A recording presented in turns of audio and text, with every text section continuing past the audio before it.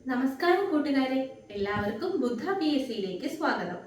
ഇന്ന് നമ്മൾ പഠിക്കാൻ പോകുന്നത് അന്തഃസ്രാവി ഗ്രന്ഥികളിലെ ഏറ്റവും വലിയ രണ്ടാമത്തെ ഗ്രന്ഥിയായ പാൻക്രിയാസിനെ കുറിച്ചാണ്. ആദ്യത്തെ ക്ലാസ്സുകളിൽ നമ്മൾ പറഞ്ഞിരുന്നു സമ്മിശ്ര ഗ്രന്ഥിക്ക് ഉദാഹരണമാണ് പാൻക്രിയാസ് എന്ന്. അതായത് അന്തഃസ്രാവി ഗ്രന്ഥിയായും ബഹിർസ്രാവി ഗ്രന്ഥിയായും പ്രവർത്തിക്കുന്ന ഗ്രന്ഥിയാണ് പാൻക്രിയാസ്. അതായത് എൻസൈമും ഹോർമോണും ഒരുപോലെ ഉൽപ്പാദിപ്പിക്കുന്നു.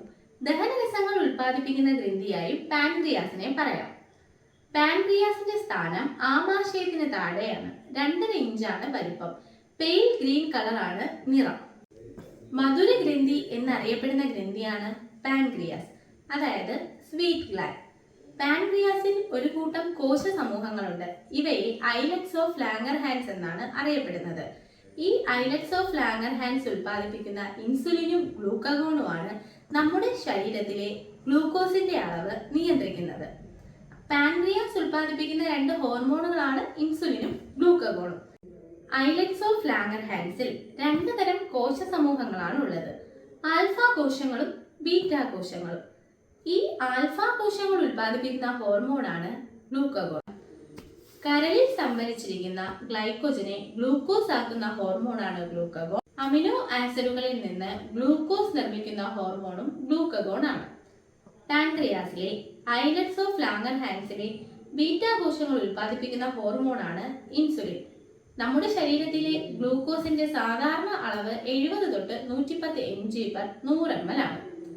ഇതിൽ ഉയർന്ന അവസ്ഥയാണ് പ്രമേഹം എന്ന് പറയുന്നത്. അതായത് നമ്മുടെ ശരീരത്തിലെ ഗ്ലൂക്കോസിന്റെ അളവ് കൂടിയാൽ കുറയ്ക്കുന്ന ഹോർമോണാണ് ഇൻസുലിൻ. ഗ്ലൂക്കോസ് തന്മാത്രകളുടെ കോശത്തിനകത്തേക്കുള്ള പ്രവേശനം ത്വരിതപ്പെടുത്തുന്ന ഹോർമോണാണ് ഇൻസുലിൻ. കരളിലും പേശികളിലും വെച്ച് ഗ്ലൈക്കോജനെ ഗ്ലൂക്കോസ് ആക്കി മാറ്റുന്ന ഹോർമോണാണ് ഇൻസുലിൻ. ഇൻസുലിൻ കണ്ടുപിടിച്ചത് ഫ്രെഡറിക് ബാൻഡിങ്ങും ചാൾസ് ബെസ്റ്റുമാണ്. ഇൻസുലിൻ, കണ്ണുനീർ എന്നിവയിൽ അടങ്ങിയിരിക്കുന്ന ലോഹമാണ് സിങ്ക്. പ്രഭാത ഭക്ഷണത്തിന് മുമ്പുള്ള രക്തപരിശോധനയിൽ രക്തത്തിലെ ഗ്ലൂക്കോസിന്റെ അളവ് 126 mg/100 ml കൂടുതലാണെങ്കിൽ ആ വ്യക്തിക്ക് പ്രമേഹമുണ്ടെന്ന് അനുമാനിക്കാം. നേരത്തെ നമ്മൾ പറഞ്ഞു രക്തത്തിലെ ഗ്ലൂക്കോസിന്റെ സാധാരണ അളവ് 70 മുതൽ 110 mg/100 ml ആണ്. രക്തത്തിലെ ഗ്ലൂക്കോസിന്റെ അളവ് നിയന്ത്രിക്കുന്ന ഹോർമോണാണ് ഇൻസുലിനും ഗ്ലൂക്കഗോണും.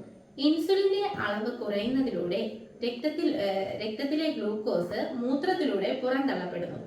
ഈ അവസ്ഥയാണ് ഡയബറ്റിസ് മെലിറ്റസ്. എഞ്ചിനീയറിംഗിലൂടെ വികസിപ്പിച്ചെടുത്ത ഇൻസുലിനാണ് ഹ്യൂമുലിൻ.